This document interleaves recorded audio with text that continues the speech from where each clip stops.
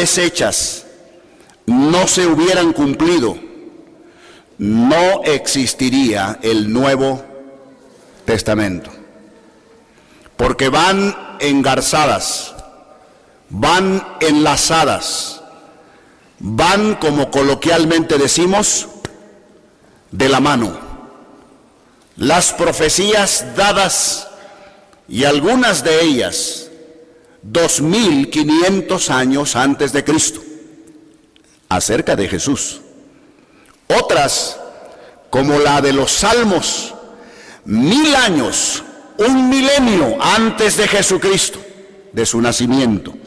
Cada vez que digo antes de Cristo, digo antes de nacer el Señor Jesucristo.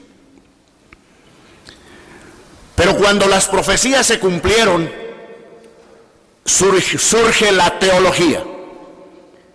Y es dentro de la teología que hablamos de la salvación, hablamos de la vida eterna, hablamos del perdón de los pecados, hablamos del Espíritu Santo, hablamos de la vida victoriosa, hablamos de la iglesia. Todo eso es teología, tratado acerca de las cosas de Dios y de Dios. Pero sin profecía cumplida no habría teología. Es por eso necesario que eventualmente vayamos a las profecías y recordemos de dónde viene todo, de dónde brota ese manantial que después vimos cumplido en la persona bendita del Señor Jesucristo. Y yo les propongo una cosa, que estos 12 versículos que vamos a leer, les pongamos una atención especial. Este tema es para todos los presentes, sin excepción. No estoy señalando a nadie diciéndole este tema es para ti, este tema es para mí, este tema es para todos nosotros y para cada corazón investigador, para cada corazón dispuesto, para cada alma que quiere meditar en lo que Dios dice. Para esas almas es este tema. Y la base será escuchar la lectura, porque luego vamos a hacer referencias a la lectura. Dice así la palabra de Dios, Biblias abiertas en Isaías 53. ¿Quién ha creído a nuestro anuncio? ¿Y sobre quién se ha manifestado el brazo de Jehová? Subirá cual renuevo delante de él, y como raíz de tierra seca, no hay parecer en él, ni hermosura. Le veremos, mas sin atractivo para que le deseemos. Despreciado y desechado entre los hombres, varón de dolores, experimentado en quebranto, y como que escondimos de él el rostro. Fue menospreciado y no lo estimamos. Ciertamente llevó él nuestras enfermedades y sufrió nuestros dolores, y nosotros le tuvimos por azotado, por herido de Dios y abatido. Mas él herido fue por nuestras rebeliones, molido por nuestros pecados. El castigo de nuestra paz fue sobre él, y por su llaga fuimos nosotros curados. Todos nosotros nos descarriamos como ovejas, cada cual se apartó por su camino, mas Jehová cargó en él el pecado de todos nosotros. Angustiado él y afligido, no abrió su boca. Como cordero fue llevado al matadero, y como oveja delante de sus trasquiladores. Enmudeció y no abrió su boca. Por cárcel y por juicio fue quitado, y su generación, ¿quién la contará? Porque fue cortado de la tierra de los vivientes, y por la rebelión de mi pueblo fue herido. Y se dispuso con los impíos su sepultura, mas con los ricos fue en su muerte, aunque nunca hizo maldad, ni hubo engaño en su boca. Con todo eso, Jehová quiso quebrantarlo. Es importante leer ese renglón de nuevo, versículo 10. Con todo eso, Jehová quiso quebrantarlo, sujetándole a padecimiento. Cuando haya puesto su vida en expiación por el pecado, verá linaje, vivirá por largos días, y la voluntad de Jehová será en su mano prosperada. Verá el fruto de la aflicción de su alma y quedará satisfecho.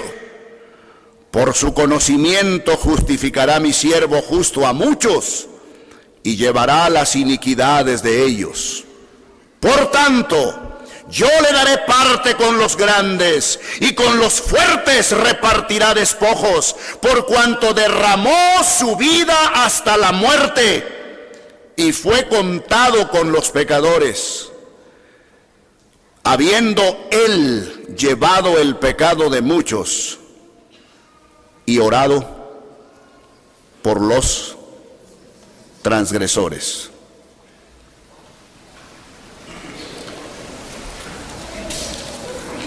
Quisiera interrumpir levemente nuestra filmación porque siempre se graban los temas en DVD y CD también.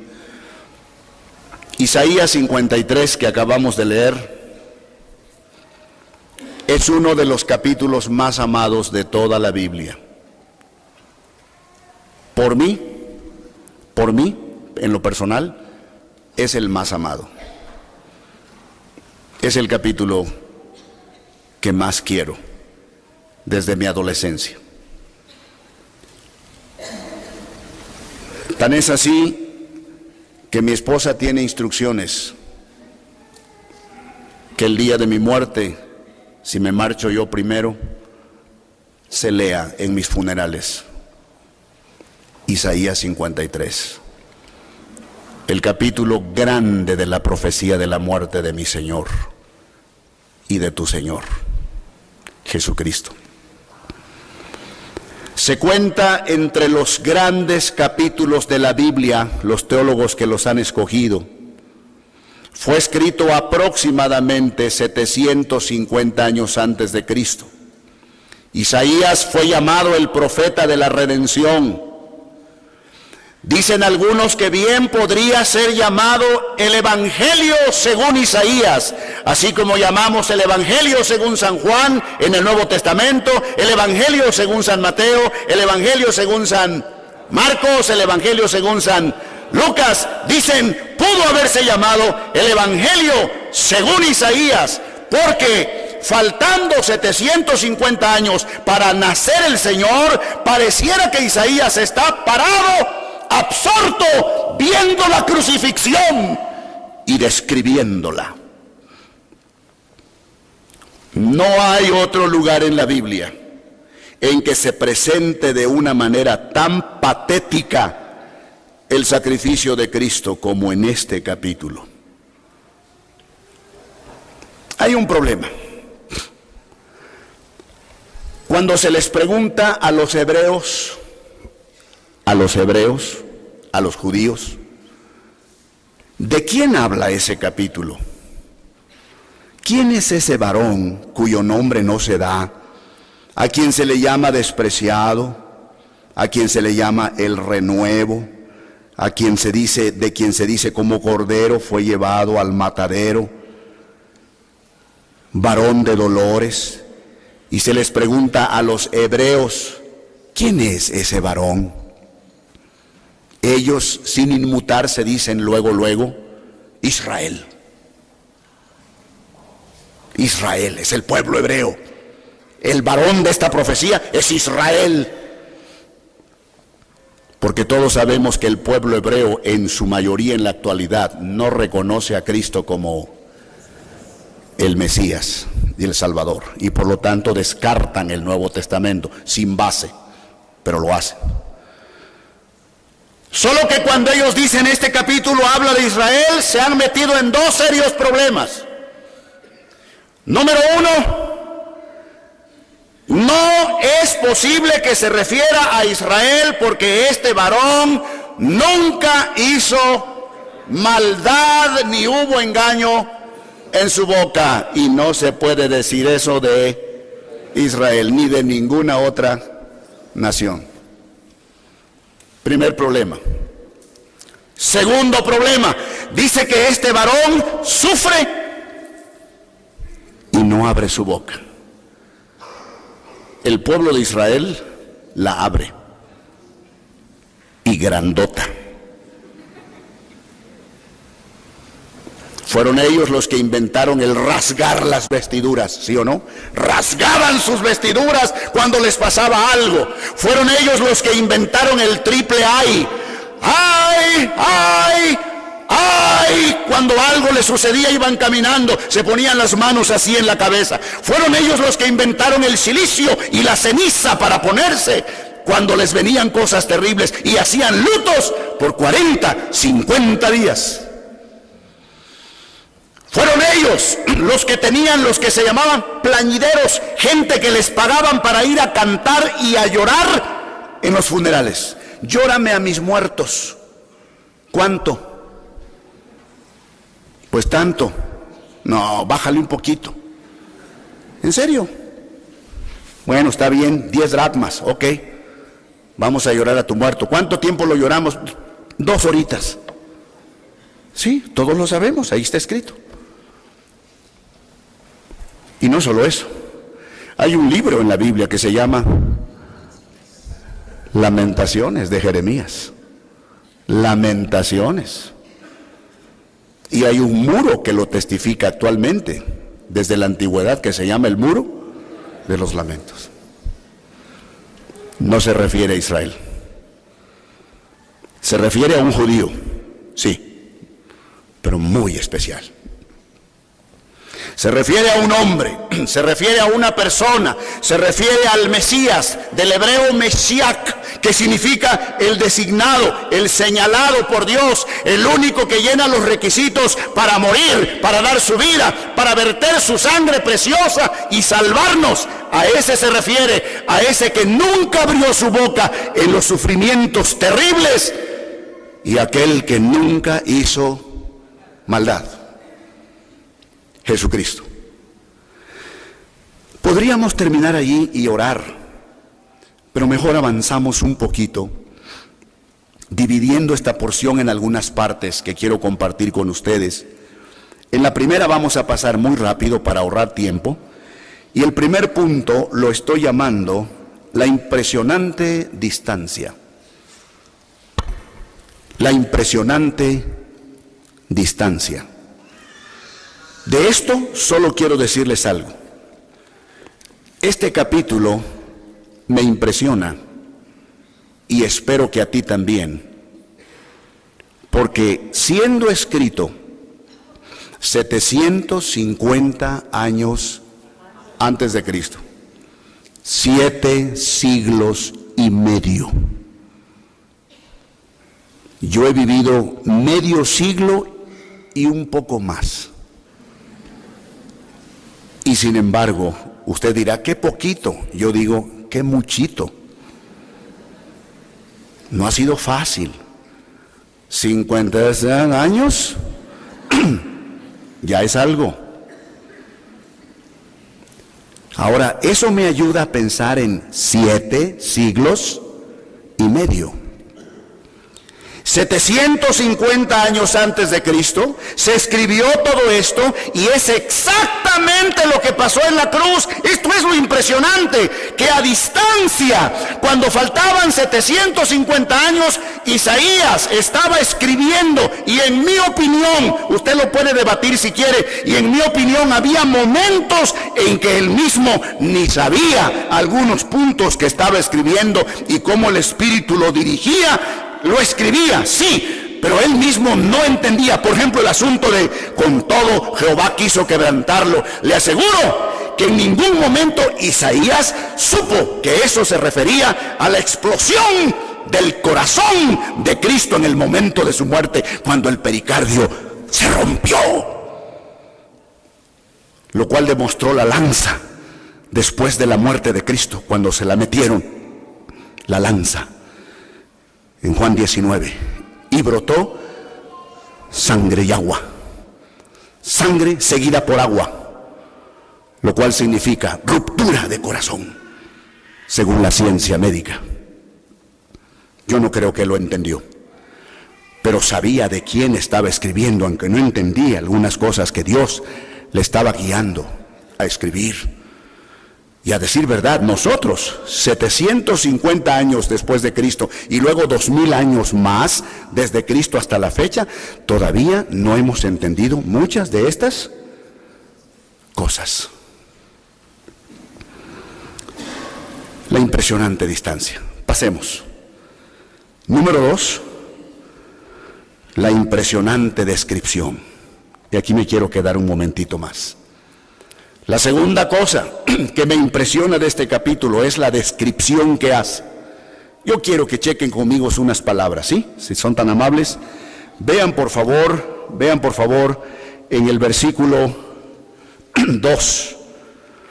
Versículo 2, pongan su mirada. Dice, subirá cual renuevo delante de él y como raíz, ¿qué dice? Como raíz de tierra seca, raíz de tierra seca. ¿Han llegado a ver alguna raicita de algún arbusto en tierra árida y desierta? ¿Han llegado a arrancar algo que ni batallas para arrancar, que simplemente parece que estuviera en la superficie y luego le ves la raíz, no le ves la humedad de otras plantas? ¿Sí? ¿Saben? ¿Me explico de lo que estoy hablando? Raíz de tierra seca. En primer lugar, una raíz de tierra seca no tiene atractivo, no gusta. Y en segundo lugar, no se le percibe lozanía, no se le percibe frescura. Es una raíz de tierra seca. Hagan de cuenta un monte, un matorral seco desde hace muchos días. Solamente estaba ahí simulando que estaba sepultado en la raíz, en la tierra, pero cuando lo sacas es tan fácil, porque no ha tenido agua, no ha tenido sereno, no ha tenido vida. Y dice que así fue Cristo en la cruz del Calvario, como raíz de tierra seca. Y luego dice, no hay parecer en él. Estamos en el versículo 2, no hay parecer en él. ¿Saben, amigos, de qué me habla eso? No hay parecer en él. Eso me habla sencillamente, y aunque les parezca muy brusco, penetro rápido aquí porque me impresiona realmente. No hay parecer en él. Habla de su rostro en la cruz, cuando quedó completamente desfigurado. Y a propósito, en el versículo 14, anterior al 53, que es capítulo 52, versículo 14, si me hacen el favor de leerlo en voz alta, dense cuenta de algo. ¿Qué dice el 52:14? Todos.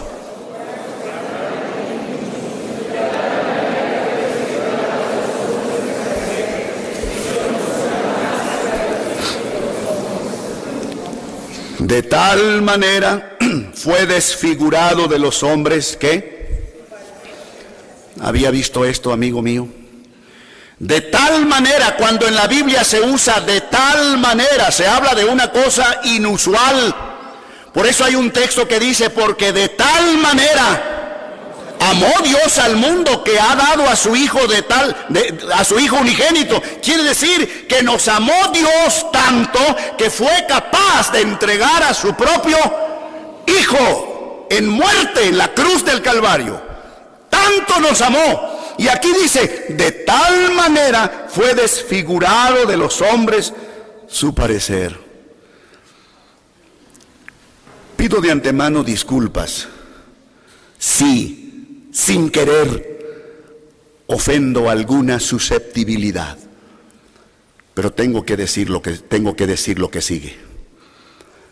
Es por esa razón que yo no creo. Usted lo puede creer, tiene libertad, pero yo no creo en rostros supuestos de Jesús, pintados por artistas, por pintores famosos y no famosos. ¿Dónde está el rostro, repito, de un supuesto Jesús? ¿Por qué? Bueno, porque no es Jesús, sencillamente. Es la imaginación de un hombre, un artista. ¿Y dónde está un Jesús hermoso? ¿Dónde está un Jesús precioso? ¿Dónde está un Jesús bello? Porque el propósito de esos miles de cuadros es venderlos y comerciarlos. Y si no estuviera así, no los compraría nadie. Un Jesús hermoso, con 3 o 4 gotitas que vamos a decir son pinceladas que simulan la sangre, que realmente embellecen ese rostro. Y donde tiene una corona retocada, bonita, casi dorada, bien hechecita, bien colocada, y donde tal vez hay 1 o 2 hilillos pequeñitos de sangre. No creo en esos cuadros, no creo. No fue así. No fue así. He leído este libro cantidad de veces enterito y le puedo decir con autoridad basada en las Escrituras que no fue así. Nada está más lejos de la verdad que eso. No crea en esos cuadros. No crea que fue así. El rostro de Cristo en la cruz estaba desfigurado. Aquí está la profecía, versículo 2: subirá cual renuevo delante de él, y como raíz de tierra seca no hay parecer en él, ni hermosura. ¿Le veremos? Más inatractivo. Es como cuando alguien ve algo o alguien así. Si me quiere ver, alguien ve a alguien así y dice: no. Y no lo quiere ver. Con el perdón de todos, es como cuando alguien guía a una persona al féretro, le dice: ¿lo quieres ver? No, quiero recordarlo como lo vi la última vez. Sobre todo si aquella persona desgraciadamente murió en un accidente horrible, donde haya sufrido múltiples heridas en su cara.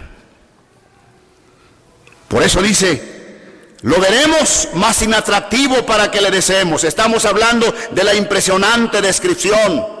¿Por qué estaba así el Señor Jesucristo? Simple y sencillamente, estaba el Señor Jesucristo así porque guardias romanas, y no eran 2, eran hasta 14 soldados, comprobado por la historia. El libro que se llama Factor de la Resurrección, por Josh McDowell, el cual le he dado cantidad de vueltas. Ese libro me explica los datos históricos de que una guardia romana se componía de 5 a 14 soldados, y esos soldados, todos golpearon el rostro del Señor con sadismo, con coraje, con ira, porque estaban influidos por la muchedumbre que estaba pidiendo una sola sentencia. ¿Cuál era?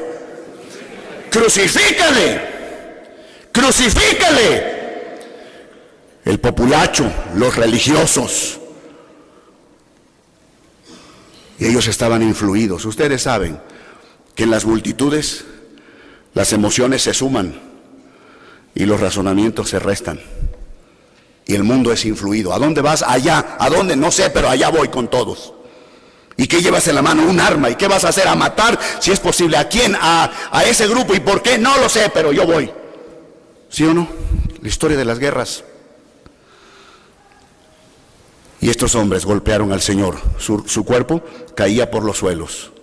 Y con todo respeto, otra vez, ojalá que nunca le toque, pero a mí me ha tocado 3 veces escuchar cuando un cuerpo es golpeado por alguien y cae y rueda por el suelo y su cabeza golpea en el piso. Es triste, es impresionante.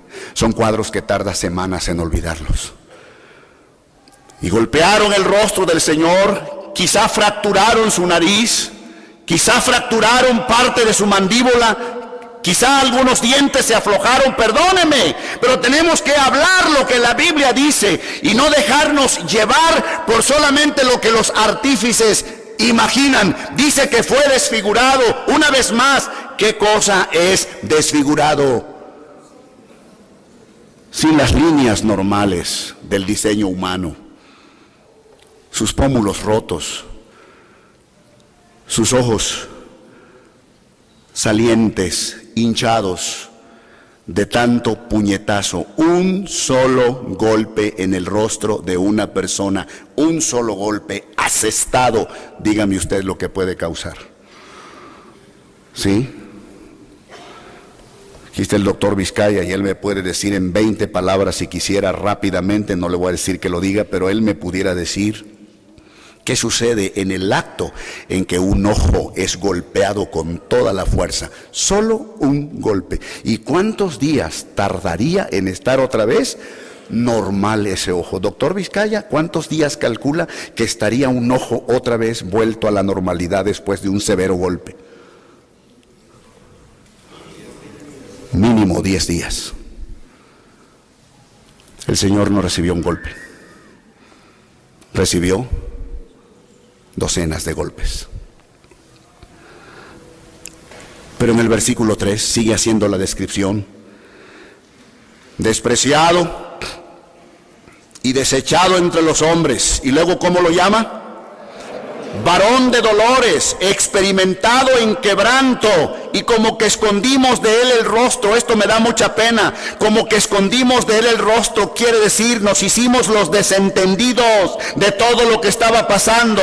Hoy día la gente se sigue haciendo la desentendida. Sabe que un Salvador murió por ellos, sabe que fue clavado, sabe que derramó toda su bendita sangre, pero cuando se trata de seguirlo, cuando se trata de ir por él y con él, nos hacemos los desentendidos y como que escondimos de él el rostro. Fue menospreciado y no lo estimamos. ¿Cuál es la primera palabra del versículo 3? Le digo una cosa, Cristo fue despreciado, la tercera potencia. Cristo fue despreciado, la tercera potencia, pasando por la primera y la segunda. Primero, despreciado en su nacimiento. No hay lugar para ellos en el mesón. ¿Dónde tuvo que nacer? En un establo. ¿Dónde tuvo que ser acostado? En un pesebre. Despreciado al nacer. Despreciado durante su vida. Despreciado durante su vida. Lo llamaron nacido de fornicación. Lo llamaron Belcebú, que significa príncipe de los demonios. Lo llamaron demonio tiene. Le dijeron, estás fuera de ti. Le dijeron, vete de aquí, de estos contornos. Le dijeron, ¿no es este el hijo del carpintero? Etcétera. Lo despreciaron durante su vida.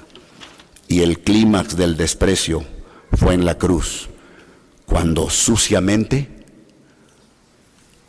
lo escupieron, le lanzaron, dice la Biblia, esputos, cobardes, salivazos.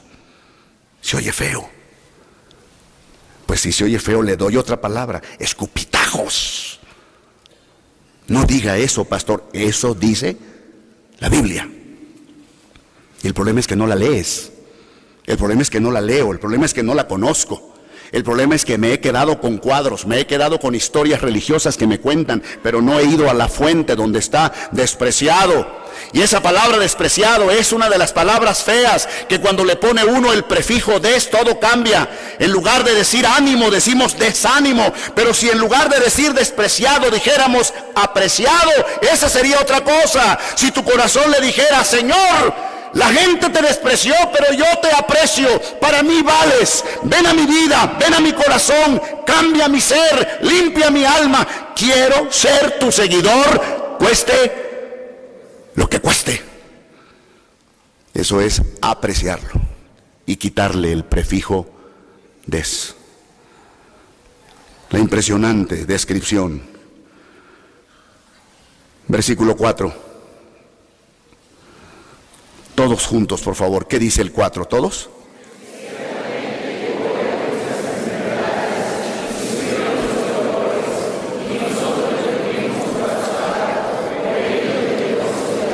¿Se imaginan? Ay, si yo pudiera ser más claro, pero voy a intentar serlo. Escúchenme bien, no se deje distraer por nada. Tenemos gente entrando y saliendo, no debería ser, pero así es a veces. Deme su atención, por favor. Digo, entrando al culto está bien, pero entrando y saliendo y estando no es correcto. Pero escúcheme esto. Usted acaba de leer, nosotros le tuvimos por azotado. Si ya lo leyó muchas veces en otras ocasiones, tal vez no encontró esto que yo encontré y se lo comparto. Fíjense cómo es de exacta la profecía. Porque Isaías, 750 años antes de Cristo, está hablando de los azotes. Y los azotes no eran parte de la crucifixión. ¿Lo sabía? Los azotes que recibió Cristo no eran parte del paquete, irónicamente lo digo, del paquete de la crucifixión. No tenía nada que ver.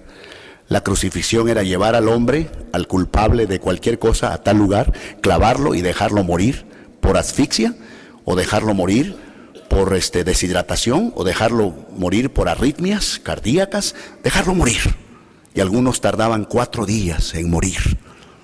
Y ahí los dejaban, sin agua, hasta morir. Pero no había nada de azotes. Sin embargo, usted sabe que Cristo fue azotado. Y si Isaías está hablando de la crucifixión, ¿por qué menciona azotes?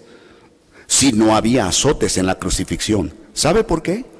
Porque en un determinado momento, un hombre llamado Pilato, ¿lo ubica?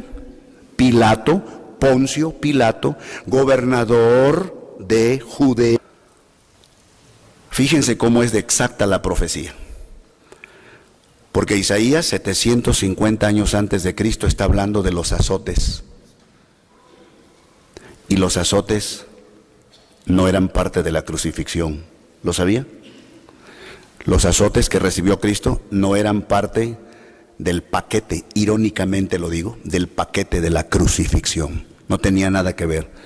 La crucifixión era llevar al hombre, al culpable de cualquier cosa, a tal lugar, clavarlo y dejarlo morir por asfixia, o dejarlo morir por deshidratación, o dejarlo morir por arritmias cardíacas, dejarlo morir. Y algunos tardaban 4 días en morir. Y ahí los dejaban, sin agua, hasta morir. Pero no había nada de azotes. Sin embargo, usted sabe que Cristo fue azotado. Y si Isaías está hablando de la crucifixión, ¿por qué menciona azotes? Si no había azotes en la crucifixión. ¿Sabe por qué? Porque en un determinado momento, un hombre llamado Pilato, ¿lo ubica? Pilato, Poncio Pilato, gobernador de Judea, procurador romano llamado también, y que había juzgado muchísimos casos, y que en el momento en que le llevan a Cristo, escúcheme esto, en el momento en que se lo llevan, se lo queda viendo, y solo le tomó medio minuto decidir, es inocente, de manera que gritó 3 veces al populacho: yo no hallo delito alguno en este hombre. Pero el empuje de la gente era muy fuerte. El empuje de la gente siempre es fuerte. El empuje de la gente hoy día: ¿ya te hiciste cristiano? Ah, ya traes tu biblita en el brazo. El empuje de la gente. Ah, ya cantas aleluya al Señor. El empuje de la gente. Y empieza la gente a decirle: crucifícale. Si lo sueltas, no eres amigo de César, porque todo el que se hace rey como él se opone a César. Y ahí está Pilato temblando, temiendo perder su puesto. Y le manda una nota a su esposa: no tengas nada que ver con este justo, porque anoche padecí mucho en sueños por causa de él. No te metas en esto.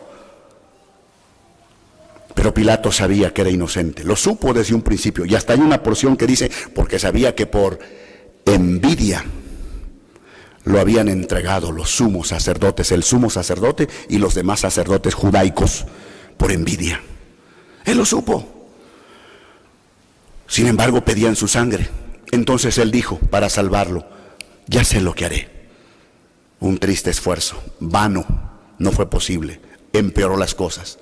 Les dijo: lo voy a azotar y lo voy a soltar. Los azotes eran terribles, eran 40. Y el azote mismo medía casi 2 metros.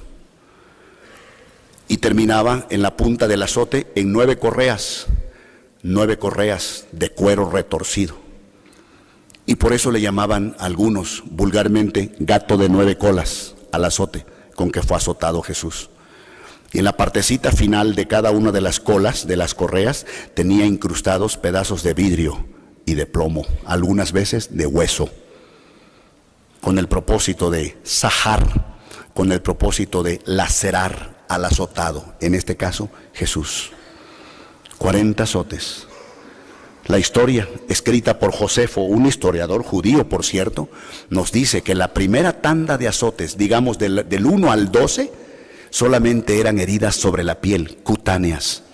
La segunda tanda, digamos del azote número 12 hasta la 22, número 22 azote, ya eran heridas subcutáneas, porque se rompía la piel de toda esta parte, porque los azotes llegaban no solamente a la espalda, sino al tórax, al pecho por delante, y ya rajaban la piel.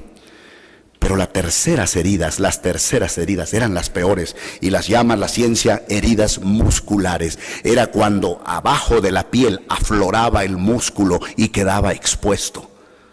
Muchos murieron, porque no fue Cristo el único azotado en la historia.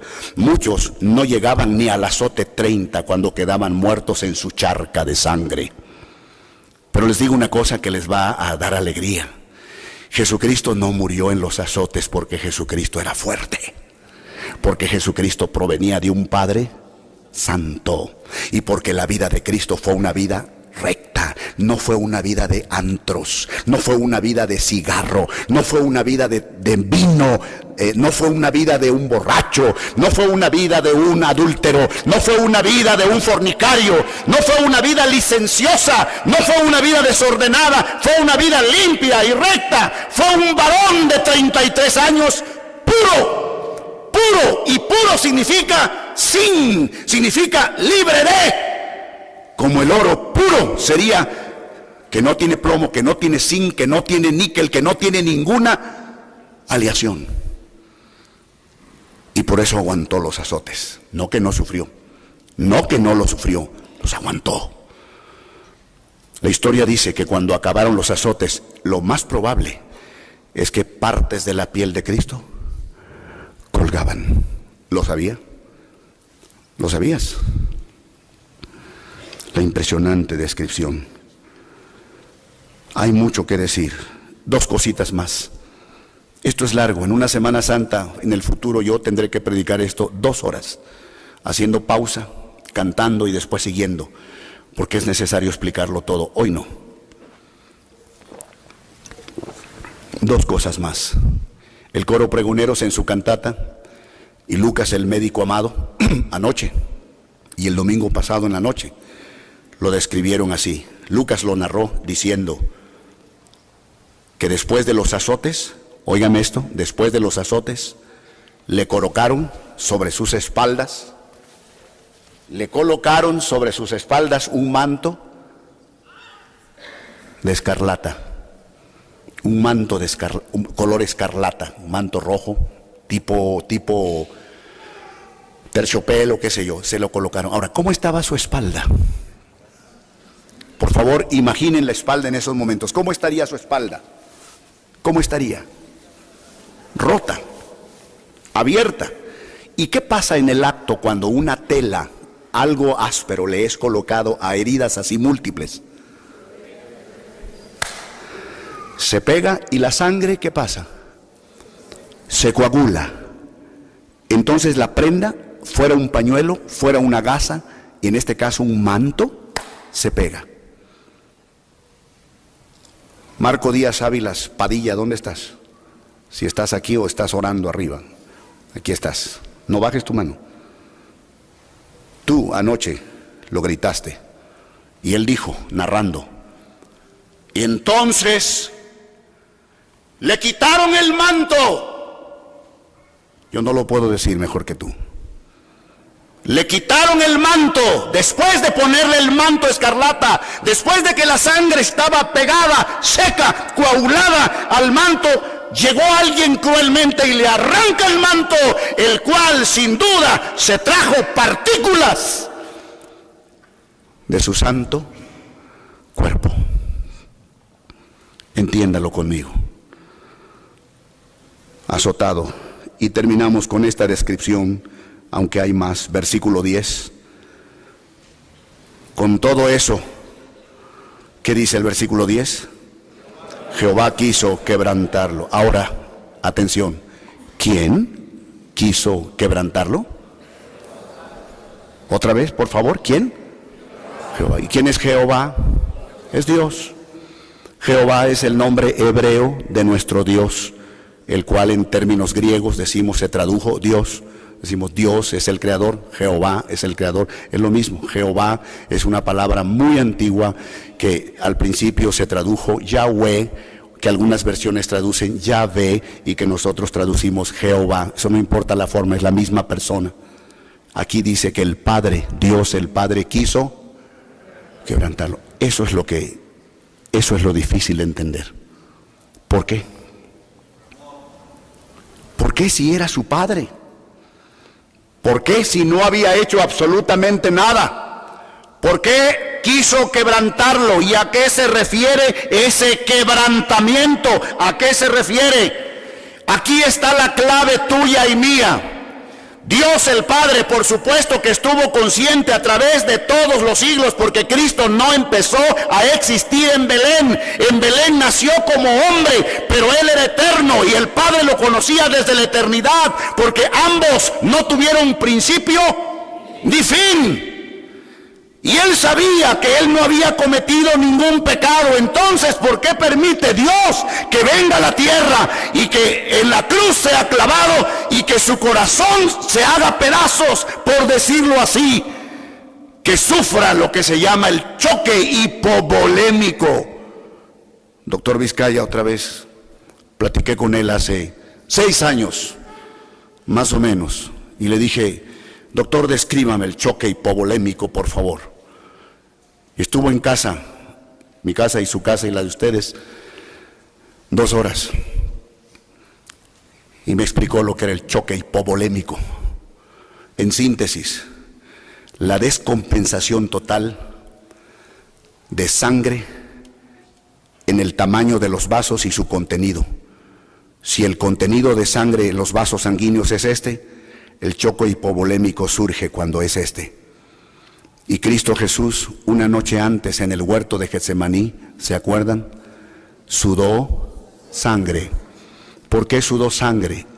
Y eso solo lo narra Lucas, el doctor Lucas, es el único que lo narra, el Evangelio de Lucas. Recuerden, el Lucas de anoche nos decía, yo soy médico, decía, como médico, me impresiona la muerte del Señor y todo lo que le pasó, y habla de la deshidratación. Dice la palabra de Dios que en el huerto de Getsemaní, orando Cristo, su sudor eran gruesas gotas de sangre que caían hasta la tierra. ¿Sabe por qué?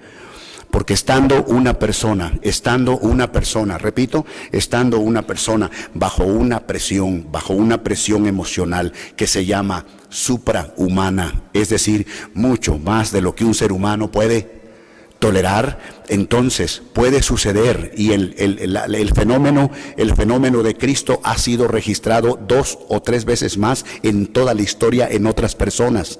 No solamente Cristo lo experimentó, es decir, esa presión emocional que Él tenía un día antes de su muerte, hizo que los vasos capilares, los vasitos capilares, se rompieran y la sangre se mezclara con el sudor de las glándulas sudoríparas y que luego a través del poro saliera mezclado con sangre.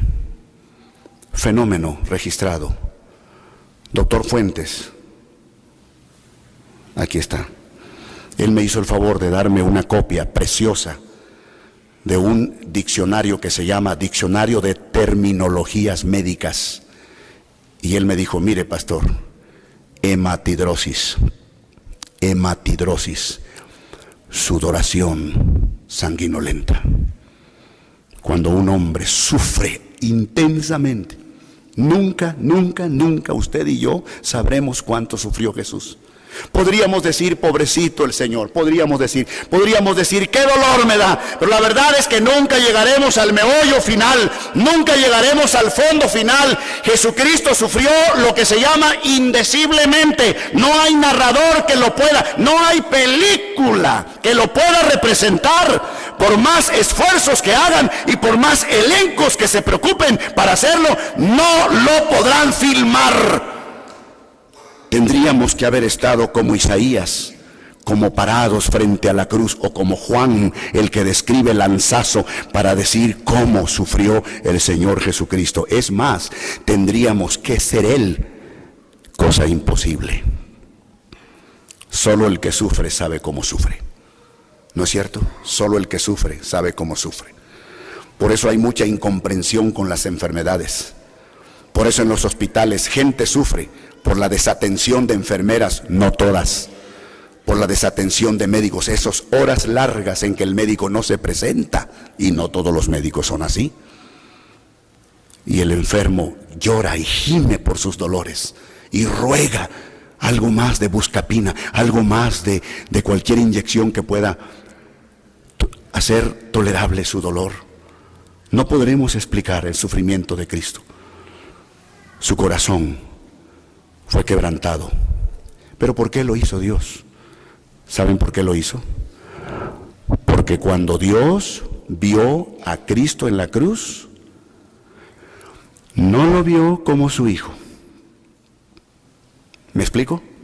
Cuando Dios desde los cielos vio a Cristo en la cruz, no lo vio como su hijo, lo vio como el sustituto. Te vio a ti en él, tus pecados y mis pecados estaban sobre él. Por eso dice el apóstol Pablo que Cristo fue hecho pecado por nosotros. Quiero que lo busquen, por favor, 2 Corintios 5, 21.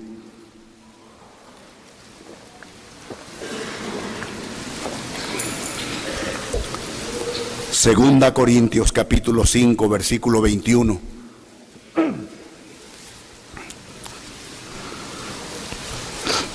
Todos los que ya lo tienen, léanlo conmigo, por favor. Segunda a los Corintios, capítulo 5, versículo 21. Dice así, todos: al que no conoció pecado, por nosotros lo hizo pecado, para que nosotros fuésemos hechos justicia de Dios en él. Otra vez para entenderlo, todos.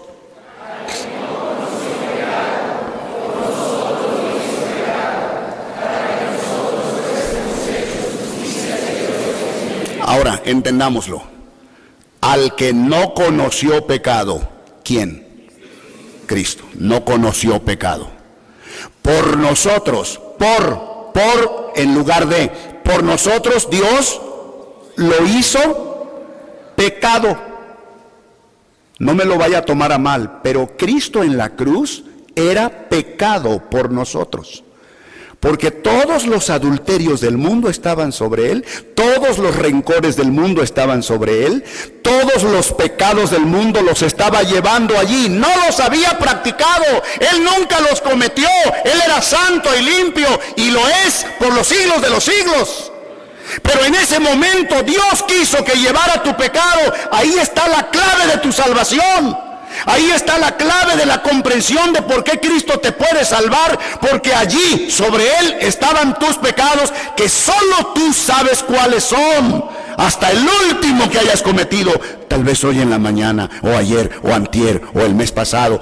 Todos tus pecados los llevó Cristo en la cruz. Aunque tú ni vivías, él estaba llevando todos los pecados del mundo, y no por eso todo el mundo ya está salvo. No por el hecho de que haya penicilina en la farmacia, todo mundo está libre de infección. No, hay que ir a la existencia de penicilina, hay que comprarla, hay que aplicarla, y entonces vendrá la sanidad. Hay salvación para todos en Cristo, pero todo aquel que viene a Cristo con confianza y humildad puede experimentar la salvación. Pero hay que buscarlo a él, hay que buscar el antídoto, y en este caso Cristo llevó tus pecados en la cruz. Y por esa razón, cuando estaba en la cruz, él gritó: Dios mío, ¿por qué me has desamparado? Porque Dios no lo estaba viendo a él, estaba viendo tus pecados y mis pecados. Y con esto termino, precisamente con esto. He hablado de la impresionante distancia, he hablado de la impresionante descripción. Por último, el impresionante propósito. El impresionante propósito. Por favor, vean el 4. 53:4. Véanlo solamente. Ciertamente llevó él nuestras enfermedades y sufrió nuestros dolores, y nosotros le tuvimos por azotado. ¿Sabe lo que quiere decir? No lo azotó Pilato, lo azoté yo. Eso es lo que quiere decir. No le saque vueltas, no le huya. Esto es lo que quiere decir. Nosotros le tuvimos por azotado. ¿Creen ustedes que Isaías, el profeta, no pudo decir, no Pilato, pero no pudo decir, y un gobernador romano lo tendrá por azotado? ¿No creen que lo pudo decir? Pero no dijo eso, porque esa no es la verdad. Pilato fue el que dio la orden, pero Cristo fue azotado por mí, para perdonarme a mí. Entonces yo lo azoté. Por eso dice, y nosotros, versículo 4, ciertamente llevó él nuestras enfermedades y sufrió nuestros, noten la palabra otra vez, nuestros dolores, y nosotros le tuvimos por azotado, por herido de Dios y abatido. Y luego vean conmigo por favor el versículo 12, por tanto yo le daré parte con los fuertes, y con los grandes repartirá despojos, por cuanto derramó su vida hasta la muerte y fue contado con los pecadores, habiendo él llevado el pecado ¿de cuántos? De muchos, y orado por los transgresores. Versículo 6, todos juntos, el 6, unidos. Todos nosotros nos descarriamos como ovejas, cada cual se apartó por su camino, mas Jehová cargó en él.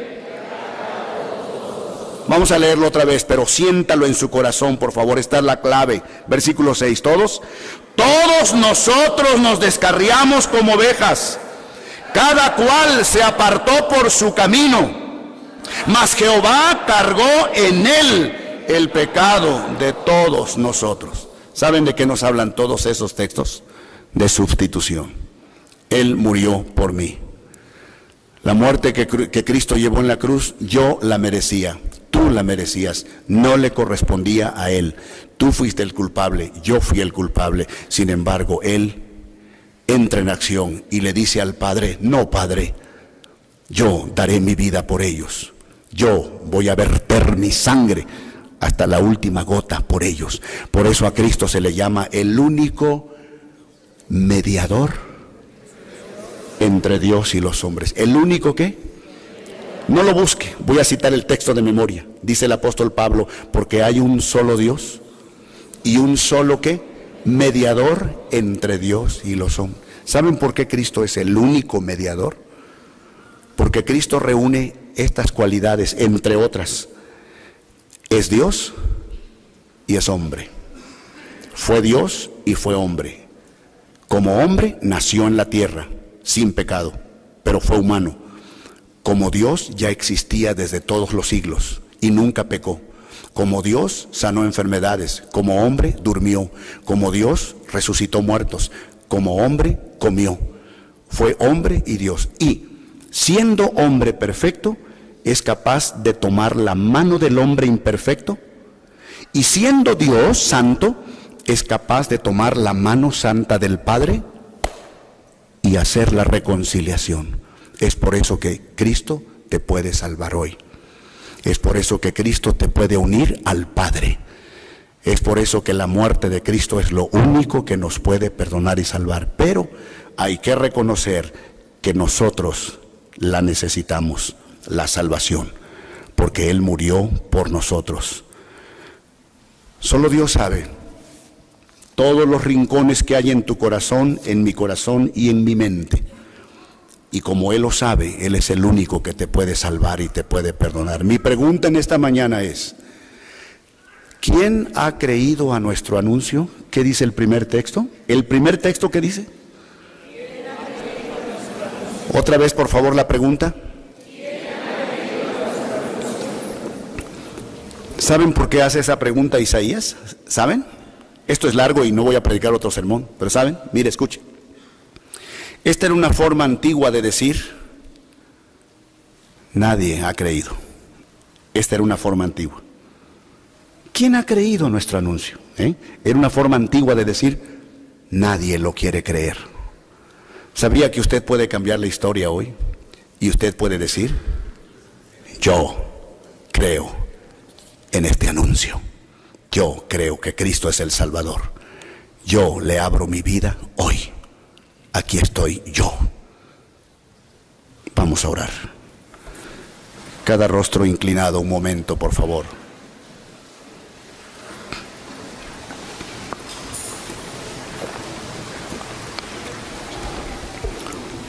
Padre bendito, te doy gracias por todo lo que tú has hecho en nuestros corazones, en los corazones de todos hoy con tu palabra. Te doy gracias por la muerte sacrosanta de tu Hijo. Y te doy gracias también por el hecho de que Él no quedó muerto, que al tercer día se levantó con poder de entre los muertos y que vive por los siglos y está a la diestra tuya, ofreciendo la salvación y diciendo: ¿quién ha creído? ¿Quién quiere creer este anuncio? Y te pido, Padre, que los corazones que has tocado tú verdaderamente puedan ser sensibles a tu voz y que pueda haber 1, 2, 3 o más que hoy puedan decir: yo quiero creer ese anuncio de la salvación. Yo reconozco que necesito al Salvador. Sé que murió por mí, pero quiero aplicar a mi vida como el medicamento a mi cuerpo. Quiero aplicar a mi vida, a mi corazón, esa muerte preciosa, y quiero que Cristo entre a mi vida. Te pido, Padre, que tú toques los corazones. En el nombre de tu Hijo Jesucristo te lo ruego.